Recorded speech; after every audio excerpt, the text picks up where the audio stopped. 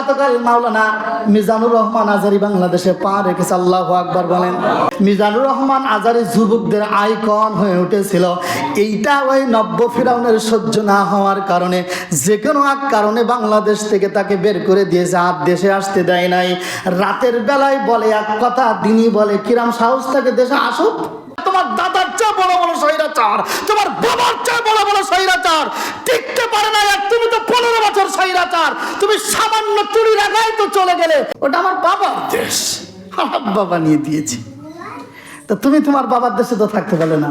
এক ঝাঁক আবাবিলের ভূমিকায় বৈষম্য বিরোধী ছাত্র আন্দোলনদেরকে আল্লাহ পাঠিয়ে দিয়ে ওই নব্য ফিরাউনকে এমন বিতাড়িত করেছে।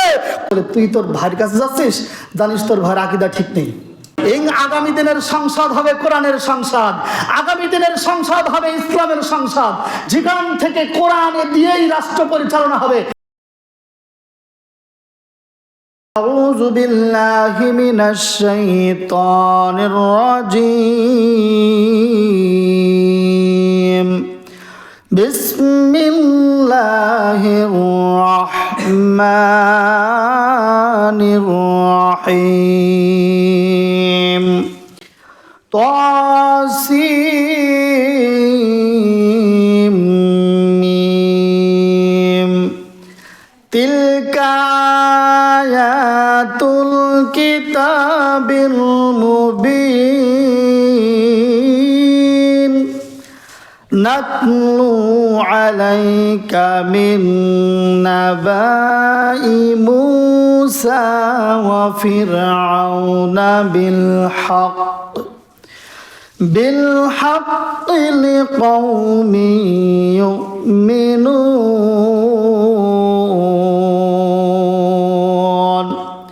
সাদাকাল্লাহুল আযীম।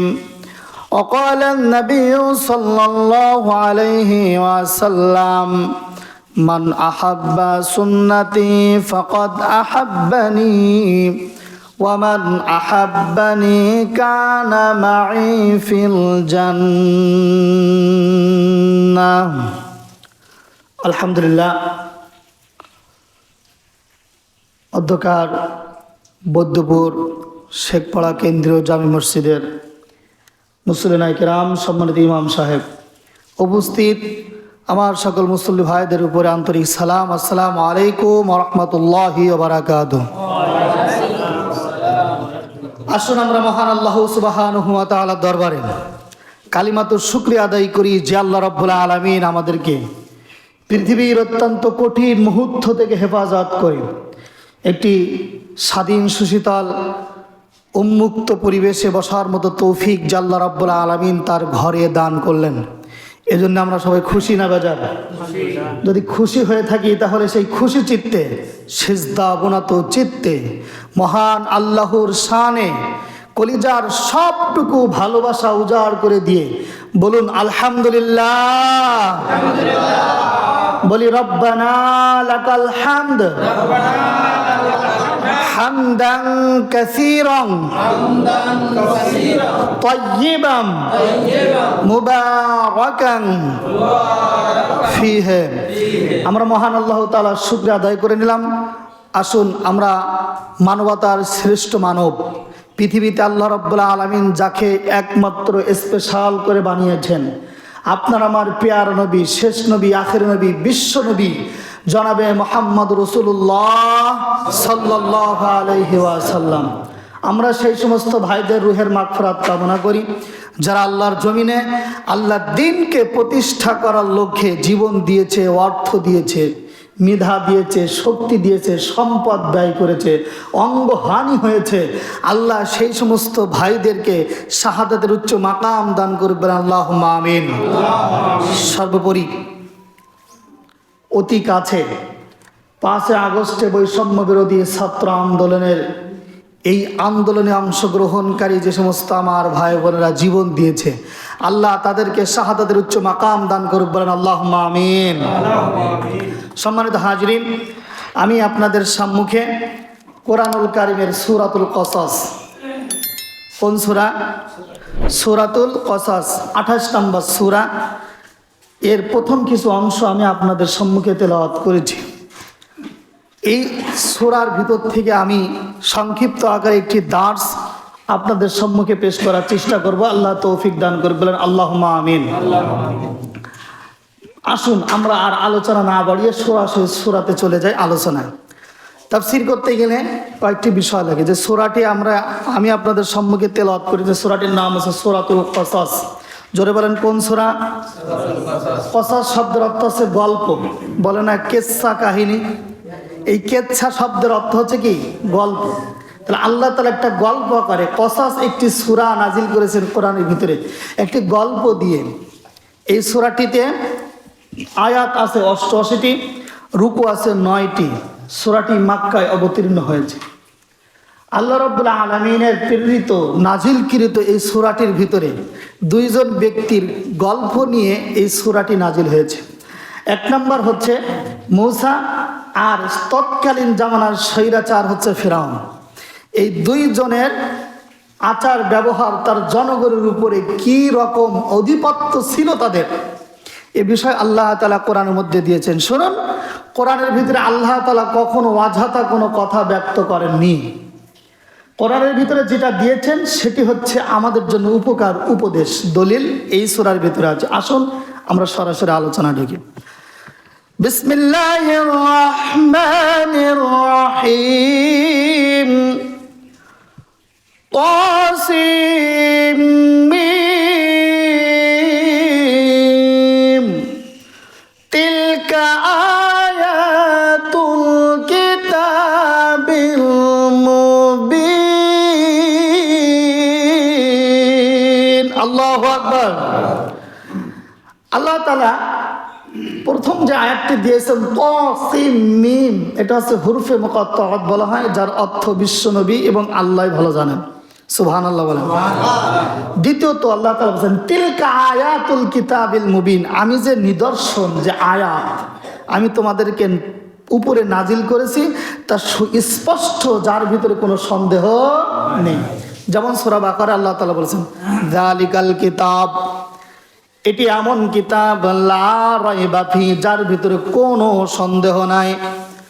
পৃথিবীতে যদি কোনো লেখক একটি গ্রন্থ রচনা করে, হয় গ্রন্থের প্রথমে না হয় গ্রন্থের শেষে লিখে দেয়, প্রিয় পাঠক পাঠিকা, আমার এই গ্রন্থের ভিতরে যদি কোনো ভুল আপনার চোখে ধরা পড়ে অথবা কোনো সংশোধনীয় যদি আপনার কাছে ধরা পড়ে, আমাকে অবহিত করবেন, অবশ্যই তার সংশোধন করার চেষ্টা আমি করব। কিন্তু আল্লাহ তাআলা এমন একটি কিতাব পৃথিবীতে পাঠিয়েছেন যার প্রথমেই বলে দিয়েছেন লা রাইবা ফি। আল্লাহু আকবার বল।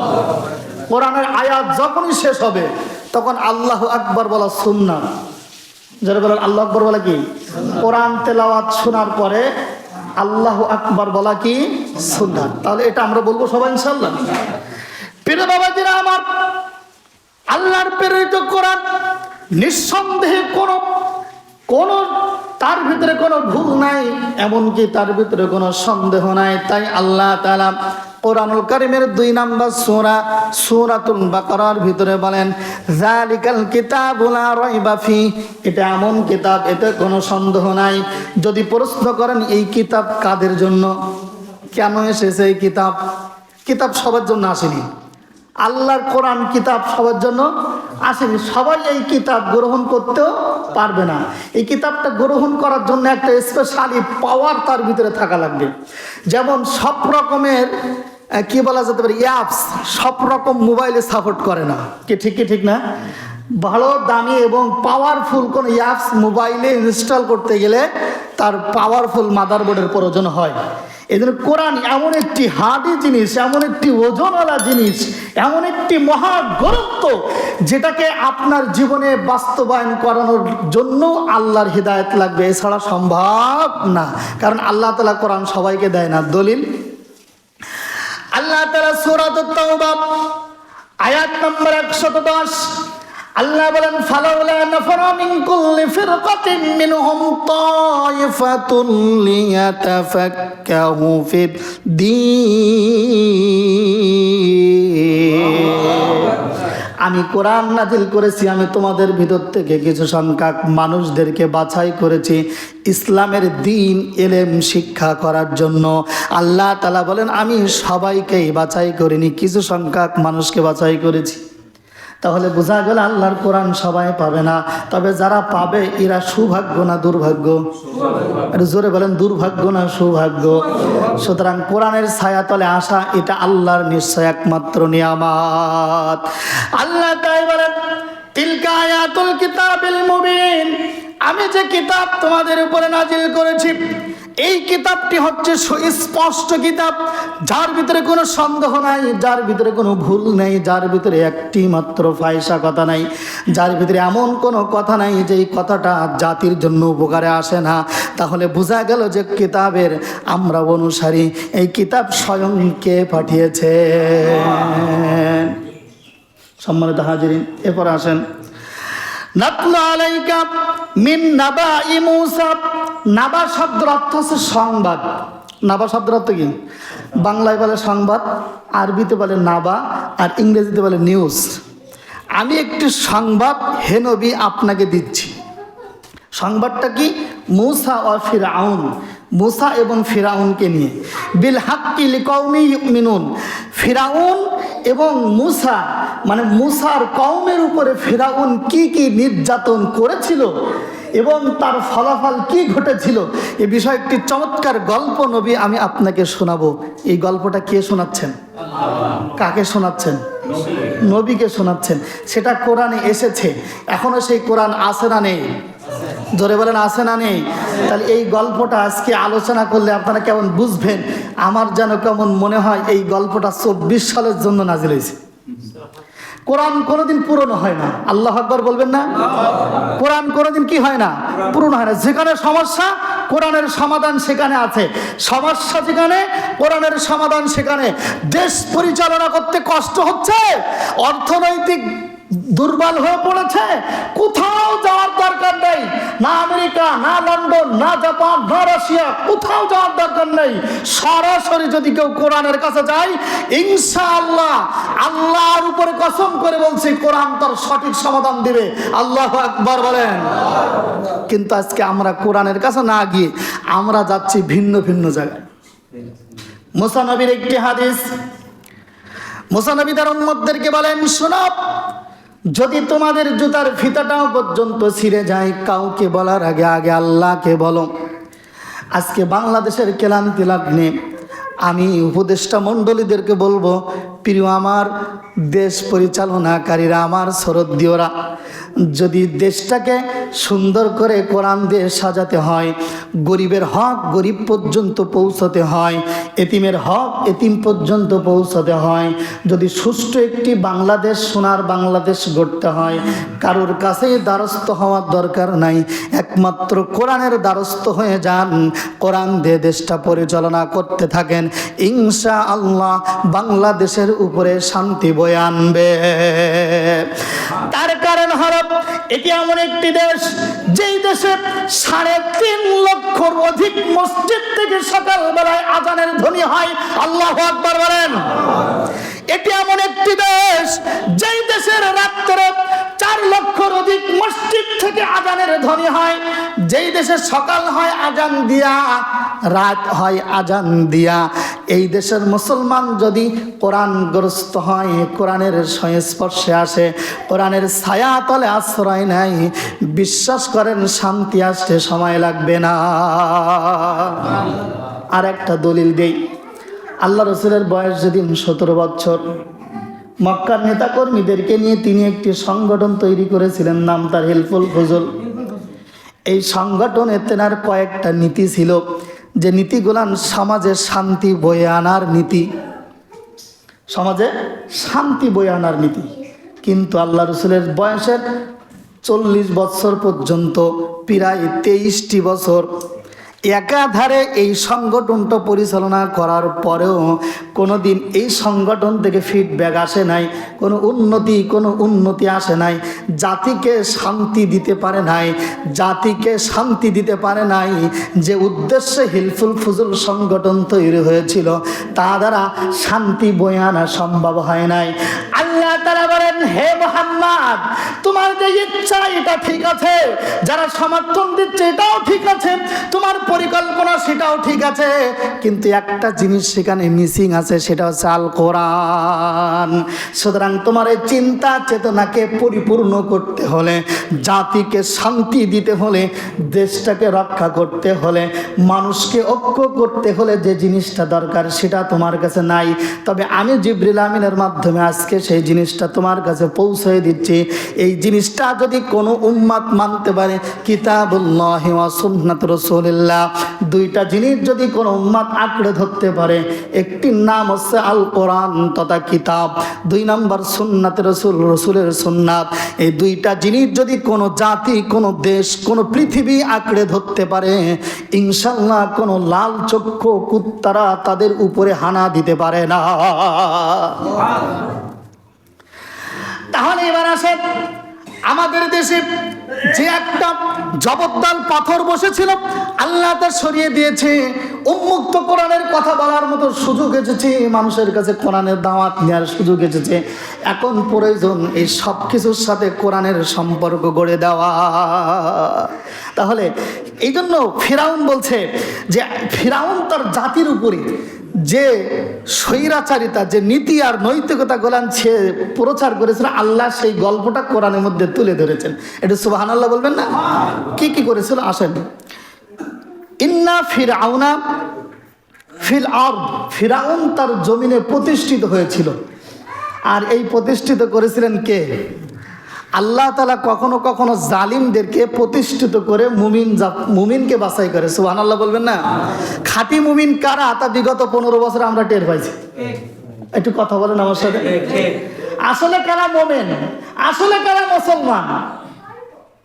একজন হিন্দু সম্প্রদায়ের ভাই আমাকে বলছেন, ভাই আপনি জানেন আমার বিষয়, কিন্তু আপনি জানেন না এতদিন। আমি শুধু বলিনি তাই, আমি কিন্তু আপনাদের সাথেই আছি, আমি কিন্তু টাকা পয়সা দিই। আমি বললাম, হ্যাঁ, বাংলাদেশে হিন্দু, বৌদ্ধ, খ্রিস্টান তথাকথিত মুসলিম ব্যতীত মুসলিমদের ভিতরেও যদি শান্তি আর শৃঙ্খলার সহিত, যদি নীতি আর নৈতিকতার সহিত, যদি শান্তির সহিত বসবাস করার মতো ইচ্ছা থাকে, তাহলে আমাদের সঙ্গেই মিশতে হবে। এছাড়া অন্য কোথাও গেলে সেই শান্তি তো দূরে পড়ে মরুক, পালানোরও আবার রাস্তা খোঁজা লাগবে। কথা বলেন ঠিক না? সুতরাং আপনার চিন্তা চেতনা ঠিক আছে, আপনি আমাদের সঙ্গে আসেন, আপনার গোত্রের দাওয়াত দিন, আসেন। ইসলাম ছাড়া কোনো উপায় নাই।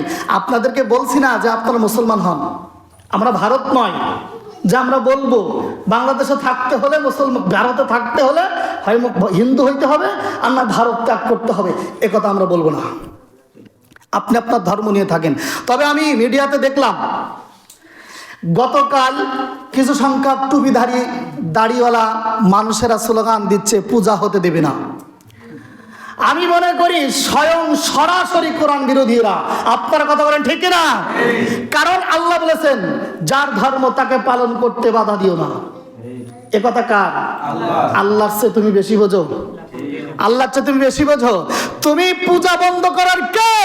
এটা বাংলাদেশ, এটা হলো মুসলমানদের দেশ। এটা আপনি শান্তিতে থাকবেন, আপনার ধর্ম আপনি পালন করবেন।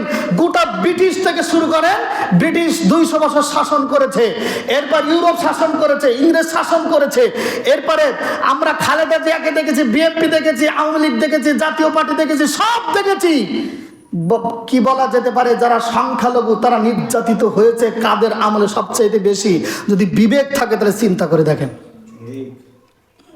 সুতরাং যদি আগামী দিনে একটি সুন্দর বাংলাদেশ গড়তে হয়, তাহলে সেটা কোরআন দিয়ে গড়ার সিদ্ধান্ত নিতে হবে, এছাড়া বিকল্প কোনো রাস্তা নেই। সম্মানিত হাজিরিন, ফিরআউন বলেন, ইন্না ফিরআউন আলা ফিল আরদ। আরদ মানে হচ্ছে জমিন। ফিরাউন সেই জমিনের উপরে যে আধিপত্য বিস্তার করেছিল, এটি একটি অত্যন্ত চমৎকার ঘটনা। ফিরাউন তার জাতির উপরে আধিপত্য হওয়ার পর, ফিরাউন ওই জাতির উপরে ক্ষমতা আনার পর ফিরাউন 6টা কাজ করেছিল। তার ভিতরে 1 নম্বর যেই কাজ করেছিল সেটা হলো এই, ওয়াজআলা আহলাহা শিয়া ইস্তাদঈফু তাইফাতাম মিনহুম ইউযাব্বিহুনা আবনাআহুম ওয়া ইস্তাহয়ী নিসা মাআহুম ইন্নাহু কানা মিনাল মুফসিদিন।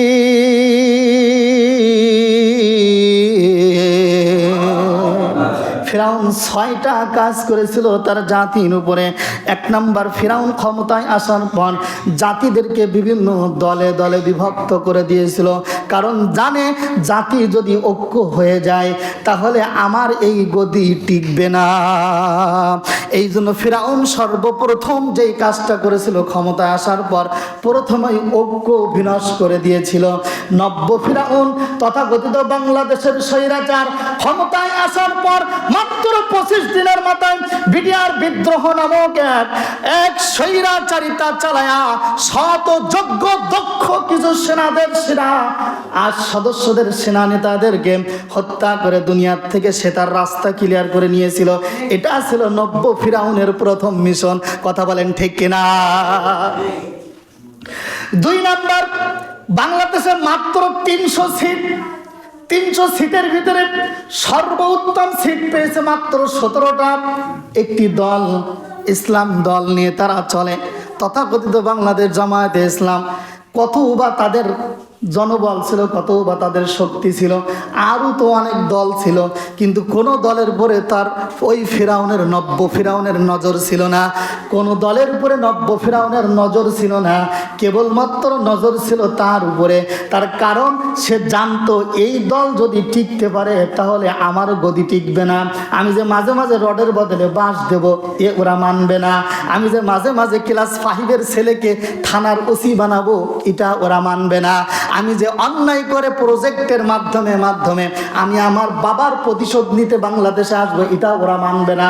এই জন্য দ্বিতীয় যে পদক্ষেপ নিয়েছিল সেটা হলো এই কিছু সোনার মানুষদেরকে মিথ্যা মামলা দিয়া ফাঁসিতে ঝোলানো, বিভিন্ন দলে দলে বিভক্ত করা। অনেকগুলো দল ছিল, কোনো দলের উপরে তার কোনো নির্যাতন নেই। আল্লাহ তাআলা, আপনি আল্লাহর প্রিয় মানুষদেরকে হত্যা করবেন আর আল্লাহ কিছু কবে না, তাই হয়? সূরাতুল আনফাল, আপনার গ্রামের কোরআন শরীফ খুলে রাখবেন। সূরাতুল আনফাল 30 নম্বর আয়াতে কারিমার ভিতরে আল্লাহ তাআলা বলেন, ওয়াইদ ইয়ামকুরু বিকাল্লাযীনা কাফারু লিইউসবিতুকা আও ইয়াকতুলুকা আও ইউখরিজুকা ওয়া ইয়ামকুরুল্লাহু ওয়াল্লাহু খায়রুল মাকিরিন।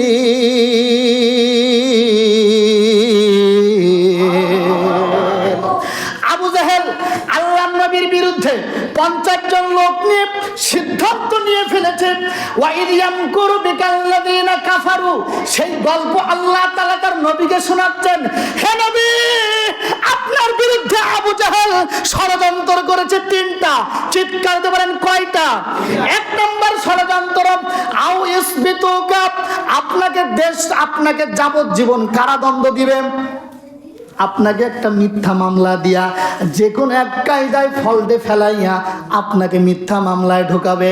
বিগত দিনে আমরা দেখেছি নব্য ফিরাউন শত যোগ্য মানুষদেরকে, এমনকি যদি বাড়িতে একজন গরুও কেউ বিক্রি করে তার বাড়ির থেকে ধরে নিয়ে যে মিথ্যা মামলায় জর্জরিত করেছে। কথা বলেন, কথা ঠিক কিনা? অতএব আমরা বুঝে নিতে পারি ওই ফিরাউন আর এই ফিরাউনের ভিতরে কোনো পার্থক্য নাই। আল্লাহ নবীকে আল্লাহ বলছেন আপনার বিরুদ্ধে 3টা ষড়যন্ত্র করেছে। 1 নম্বর ষড়যন্ত্র, আউইস বিতৌকা, আপনাকে যাবজ্জীবন কারাদণ্ড দিয়ে দেবে। কোনো রকম মানে আপনার গর্তের ভিতরে ঢুকাইতে পারলেই, জেলে ঢুকাইতে পারলে আর বেরোতে দেবে না। 2 নম্বর, আউ ইখরিজুকা, আপনাকে দেশ থেকে তাড়াই দেবে। আপনি বাংলাদেশের দিকে তাকায় দেখেন, গতকাল মাওলানা মিজানুর রহমান আজারি বাংলাদেশে পা রেখেছে। আল্লাহু আকবার বলেন। আজকে তার মাহফিল করার কারণে লক্ষ লক্ষ কোটি কোটি যুবকরা মোবাইলে ভুলু ফিল্ম বাদ দিয়ে দিয়েছিল, সিনেমা বাদ দিয়ে দিয়েছিল, খেলা বাদ দিয়ে দিয়েছিল। মিজানুর রহমান আজারি যুবকদের আইকন হয়ে উঠেছিল। এইটা ওই নব্য ফিরাউনের সহ্য না হওয়ার কারণে, যে কোনো এক কারণে বাংলাদেশ থেকে তাকে বের করে দিয়েছে, আর দেশে আসতে দেয় নাই।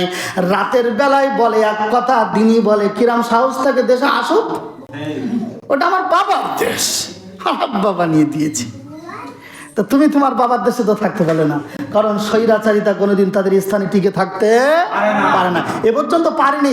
আরে তুমি তো 15 বছরের স্বৈরাচার, 200 বছর, 500 বছর, 1000 বছরের বড় বড় স্বৈরাচাররা, তোমার দাদার চেয়ে বড় বড় স্বৈরাচার, তোমার বাবার চেয়ে বড় বড় স্বৈরাচার টিকতে পারে না। আর তুমি তো 15 বছর স্বৈরাচার, তুমি সামান্য চুরি রাখাই তো চলে গেলে।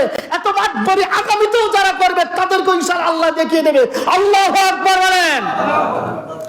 সম্মানিত হাজিরিন, আল্লাহ তাআলা বললেন তোমার বিরুদ্ধে 2 নাম্বার আইন পাস করেছে, আও ইখরিজুকা, দেশ থেকে তোমাকে তাড়া দিবে। 3 নাম্বার আও ইয়াকতুলুকা, তোমাকে হত্যা করবে। তাহলে কয়টা হলো? জোরে বলেন কয়টা? 1 নাম্বার কি করবে? যাবজ্জীবন। 2 নাম্বার কি করবে? দেশ থেকে, যদি তা না পারে 3 নাম্বার তোমাকে মেরে ফেলবে। প্রথম তিনাকে যাবজ্জীবন কারাদণ্ড আল্লাহর নবীকে দিয়ে দিলেন। 3.5 বছর সাধারণ মামলা দিয়া আল্লাহর নবীকে কারাবন্দি করে দিলেন। যারা আল্লাহ রসুলের জেল গেটে দেখতে যায়, খাদ্য দিতে যায়, তাদেরকেও ধরে নিয়ে জেলখানার ভিতরে দিয়ে দিলেন। প্রিয় মুসল্লি ভাইরা আমার, আমি আপনাদের কাছে জানতে চাই, জেল গেট থেকে ধরে নিয়ে জেলখানার ভিতরে দেওয়ার এই চরিত্র আবু জেহেলের আমরা বিগত দিনে দেখেছি। যারা জেল গেট থেকে ধরে নিয়ে আবু জেহেলের যেই ভূমিকা পালন করেছে, আল্লাহ তার বিচার করেছে না করে নাই? 2 নাম্বার, জেলখানার ভিতরে মারার খুব চেষ্টা করেছে, পারি নাই। তখন আল্লাহর নবীকে বাধ্য করেছে মক্কা থেকে মদিনায় যাইতে। 3টা আইন পাশ করার পর আবু জেহেল বাড়ি গেলেন। আল্লাহ তখন ওহী নাজিল করে দিলেন, হে মুহাম্মদ, হে আমার প্রিয় নবী, হে আমার দোস্ত, আপনার বিরুদ্ধে যে 3টা ষড়যন্ত্র করেছে, আর আমি আল্লাহ যে বসে থাকবো তা কোনোদিন হতে পারে না। ওয়ায়ামকুরুল্লাহ ওয়াল্লাহু খায়রুল মাকিরিন। আবু জেহেল কালকে কি আইন পাস করবে আবু জেহেল জানে না, ওটা আমি জানি। এবং সেই আইনের এমপি আইন কি হতে পারে সেটাও আমি আল্লাহ গুছিয়ে রেখে দিয়েছি। বলেন আল্লাহু আকবার। যারা 70 বছর, 75 বছর, 80 বছরের মুরব্বীরা আছেন, এরা কোনোদিন ভাবিনি যে এই ফিরাউনের পতন দেখে মরতে পারবে। কি কথা বলেন? কথা ঠিক কিনা? সেও ভাবিনি 1 ঘন্টা আগে যে আমার পতন হবে। কি কথা বলেন? কথা বলেন, কথা বলেন। আল্লাহ তাআলা বড় বড় কাফেরদেরকে ছোট ছোট জিনিস দিয়ে মেরেছে। একটু পিছন দিকে আসেন, একটু পিছনে যান, আসেন। ফিরাউন এত বড় কাফের, ফিরাউনের মতো অত বড় মাস্তান আপাতত বাংলাদেশ আর একটাও নেই। বাংলাদেশ নয়, গোটা পৃথিবীতে নেই ফিরাউনের মতো মাস্তান। তাকে আল্লাহ তাআলা কোথায় ফেলে মেরেছে? পানিতে সুপাইছে আর মেরেছে। আসেন আর একটু এগিয়ে আসেন। নমরুদকে আল্লাহ তাআলা এত ক্ষমতা দিয়েছিল, আল্লাহকে মারবে বলে তীর নিক্ষেপ করেছে। তীর চলে গেছে, চলে খানিকক্ষণ পর তীর ফিরে এসেছে, তীরে রক্ত লাগানো। নমরুদ কাছে তোদের আল্লাহরে মেরে দিয়েছি। আল্লাহরে কি করেছি? মেরেছি। আল্লাহ রাব্বুল আলামিন নমরুদকে ল্যাংড়া মশা দিয়া মাথার ভিতরে ঢুকাইয়া গুনগুনাইয়া জুতা দিয়ে পিটাতে পিটাতে, তাও জুতা দিয়ে পিটাইছে কারা? কলর লোক, বাংলা মসজিদের ইমাম সাহেবরা, জামাত ইসলামের লোকেরা, হুজুররা, ওর দাসীরা, ওর লোকে, ও যে খেয়ে খাওয়াই দাওয়াই যে মানুষ তৈরি করেছে তারাই, ওর লোক দিয়ে ওর জুতা। এই কথা বলেন, কথা ঠিক কিনা? ওর লোক দিয়ে ওর জুতা, সেই জুতার বাড়িতেই হত্যা। আজকে তাকিয়ে দেখেন, যেই রাজাকার বলে আল্লামা দেলোয়ার হোসেন সাঈদী, মতিউর রহমান নিজামী, আলী হাসান মোহাম্মদ মুজাহিদকে দেশ থেকে শহীদ করে বিদায় করে দিয়েছে, সেই রাজাকার কথা তাদের মুখ থেকে ব্যক্ত করে এক ঝাঁক আবাবিলের ভূমিকায় বৈষম্য বিরোধী ছাত্র আন্দোলনদেরকে আল্লাহ পাঠিয়ে দিয়ে ওই নব্য ফিরাউনকে এমন বিতাড়িত করেছে, কোনদিন বাংলাদেশে ফিরে আসার সুযোগ থাকবে না। চিৎকার বলেন, কথা ঠিক কিনা? এই কাজটা কে করতে পারে? এটা চিৎকার দিয়ে মুঠো হাত করে বলেন, এই কাজ কে করতে পারে? আল্লাহ করতে পারে। সম্মানিত হাজিরিন, 3টা ষড়যন্ত্র করে ফেলেছে আল্লাহ রাসূলের বিরুদ্ধে। আসেন, যে কথা বলছিলাম এবার আবু জেহেল এত বড় মাস্তান ছিল, টোটাল মক্কার ভিতরে আবু জেহেলের কথার বাইরে বলার কারোর কোনো ক্ষমতা ছিল না। আবু জেহেলকে আল্লাহ রাব্বুল আলামিন মাত্র 2 জন সন্তান, শিশু সন্তান, মাআজ আর মুআজ, দুই সন্তানের খোফের মধ্যে ফেলায়া আল্লাহ আবু জেহেলকে দুনিয়ার থেকে চিরবিদায় করে দিয়েছে। আবু সাঈদ খুদরি রাদিয়াল্লাহু তাআলা বর্ণনা করেন যে মুআজ তার বাম পা তার আবু জেহেলের গলার উপরে চাপায় ধরে, ডান হাত দিয়ে মাথার মুষ্টি ধরে, বাম হাত দিয়ে কোপ মেরে আবু জেহেলের গর্দান দুনিয়ার থেকে বিদায় করে দেওয়া হয়েছে। আল্লাহ বলেন বড় বড় কাফেরদেরকে আমি ছোট ছোট জিনিস দ্বারা আমি দুনিয়ার থেকে সরাই দিয়েছি, কারণ তোমাদের যতই মাতবাড়ি করো না কেন ওটা আল্লাহর কাছে কোনো ব্যাপারই না। চিৎকার দিয়ে বলেন সেই আল্লাহ আছে না নাই? জানি না কোন আল্লাহর ওলির মুনাজাত আল্লাহর কাছে কবুল হয়েছে। তবে ফিরাউনের 2 নম্বর মিশন ছিল, ফিরাউন নারী ক্ষমতায়নকে বেশি ভালোবাসতো, পুরুষদেরকে হত্যা করত। ফিরাউন ক্ষমতায় আসার পর তার গদিকে স্থায়ী করার জন্য 82,000 শিশুকে হত্যা করলো। কারণ ফিরাউনকে কান পড়া দিয়েছে পাশের থেকে ফিরাউনের বন্ধু, নাম তার হচ্ছে হামান। নাম কি? হামান। এ ছিল ফিরাউনের সাধারণ সম্পাদক। এই হামান মানে সভাপতি, এই হামান তাকে বলল আপনার এই রাজ্যে একটা সন্তান জন্ম নেবে যার নাম হবে মূসা। এই মূসা আপনাকে ধ্বংস করতে পারে, তাহলে এই মূসা যত আছে সব মেরে দাও। 82,000 শিশু। এই জন্য যুগে যুগে দেখবেন স্বৈরাচার নব্য ফিরাউনরা তাদের ক্ষমতা টিকিয়ে রাখার জন্য সৎ ও যোগ্য নিষ্পাপ মানুষদেরকে হত্যা করতেও দ্বিধা করে না। সে চায় তার শুধু ক্ষমতা, সে চায় তার শুধু ক্ষমতা। এ চারের গরম অত্যন্ত কঠিন। ফিরাউন এই রীতি আর নৈতিকতার পরে আল্লাহ তাআলা একটা ফয়সালা দিচ্ছেন এইখানে আয়াতটাকে বলবো। এই যে ফিরাউন এত নির্যাতন করলো, আবু জেহেল এত নির্যাতন করলো, বিগত 16.5 বছর যে এত নির্যাতন বাংলাদেশের মুসলমান সহ্য করেছে, আল্লাহ একটা ফয়সালা দিয়েছেন, সেটা হলো এই। আল্লাহ বলছেন ওয়ানুরিদু, ইরাদা মানে ইচ্ছা করা, ইরাদা মানে কি? আর আল্লাহ বলছেন ওয়ানুরিদু, আমি ইচ্ছা করছি। এই আমি মানে কে? এখানে সাবজেক্ট কে? আল্লাহ। ওয়ানুরিদু, আমি ইচ্ছা করছি আন্নুমান্না আলাল্লাযীনা ইসতুদঈফু ফিল আরদ।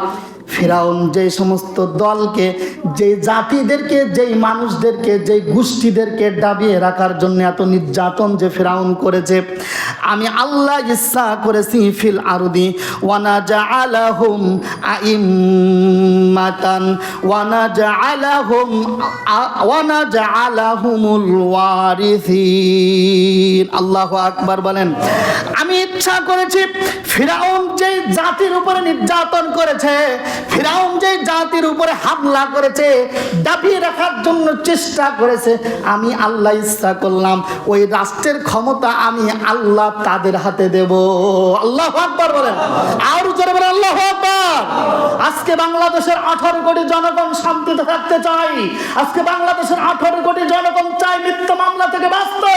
বাংলাদেশের 18 কোটি জনগণ চায় শান্তিতে বসবাস করতে, ছেলেকে ইসলামের পথে রাখতে, মেয়েকে ইসলামের পথে রাখতে। আর সেই ইসলামের পথে রাখার জন্য একটি ঐক্যের দরকার। এই ঐক্যের ডাক চলছে, গোটা বাংলাদেশের উলামায়ে কেরামের ঐক্য হয়েছে। তবে যদি কেউ আকীদাগত দিক থেকে কথা বলে এই ঐক্যের ফাটল ধরান, আমি মনে করব আপনি জাতির সঙ্গে বড় বেঈমানি করতেছেন। কথা বলেন ঠিক কিনা? আচ্ছা, এখন কিসের দরকার? আকীদা না ঐক্য? যারা বলেন আকীদা না ঐক্য? ভাইয়ের সাথে ভাইয়ের জ্ঞানজাম, ব্যাপক জ্ঞানজাম। ভাই ভাই কথা বলে না। এখন আপনি যদি শোনেন আপনার ছোট ভাইকে বামুনখালী বাজারে পিটাচ্ছে, এই সংবাদ যদি আপনার কানে আসে, আপনি ওই ঝগড়া করবেন না ভাইয়ের সঙ্গে ঐক্য করবেন? এ মুসলমান, আপনি ঝগড়া করবেন না ভাইয়ের সঙ্গে ঐক্য করবেন? আগে ঐক্য। আগে কি? ভাইয়ের সাথে আমার সম্পর্ক দরকার নেই, তার সাথে আমার মত মেলে না, দরকার নেই। সে আলাদা খাক, আমি আলাদা খাই, কিন্তু এক্ষুনি ঐক্যের দরকার। সেই ঐক্যের মাঝে আরেকজন যদি এসে বলে তুই তোর ভাইয়ের কাছে যাচ্ছিস, জানিস তোর ভাইয়ের আকীদা ঠিক নেই, আকীদা ঠিক নেই, অতএব ওইখানে ঐক্য করতে যাস না। এ জাতীয় কথা যদি বাংলাদেশে বলে আবার নতুন করে এক স্বৈরাচারের সূর্য উদিত হয়, তাহলে আমি মনে করবো এই বাঙালিদের প্রতি চরম বেঈমানি করেছে তারা। কি কথা বলেন? কথা ঠিক কিনা? তাহলে এখন কিসের দরকার? ওকে। আল্লাহ বলেছেন অনুরিদু, আমি ইচ্ছা করলাম যে জাতির উপরে ফিরাউন নির্যাতন করেছে ওই জাতিকে আমি ক্ষমতায় বসাবো। আজকে আমরাও সেই স্বপ্ন দেখি ইনশাআল্লাহ। ইনশাআল্লাহ বলেন। আগামী দিনের সংসদ হবে কোরআনের সংসদ, আগামী দিনের সংসদ হবে ইসলামের সংসদ, যেখান থেকে কোরআন দিয়েই রাষ্ট্র পরিচালনা হবে। ইনশাআল্লাহ এক সূর্য ডুববে, আবার সূর্য উদিত হবে, তার আগেই বাংলাদেশের প্রত্যেকটা মানুষের হৃদয়ে শান্তির বাহাবা জাগবে। আল্লাহু আকবার বলেন। আপনারা কি চান না? সত্যি কি চান না? তাহলে সব কিছু ভেদাভেদ ভুলে গিয়ে দল মত নির্বিশেষে আমরা বাংলাদেশকে একটি সোনার বাংলাদেশে গড়তে চাই। আল্লাহ রাব্বুল আলামিন আমাদেরকে তৌফিক দান করুক, বলেন আমিন। আল্লাহর ইচ্ছাকে বাংলাদেশে পূরণ হোক, বলেন আমিন। ওয়া আখিরি দাওয়ানা আলহামদুলিল্লাহি রাব্বিল আলামিন। আসসালামু আলাইকুম ওয়া রাহমাতুল্লাহ।